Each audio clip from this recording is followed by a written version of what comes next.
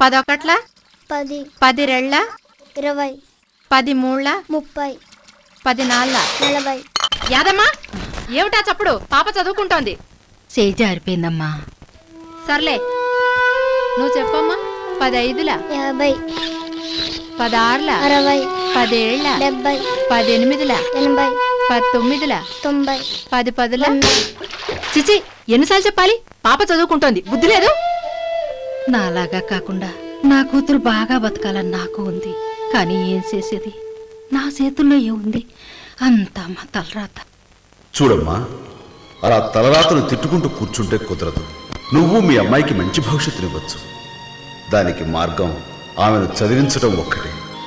బడికి పంపించమ్మా, పని కాదు.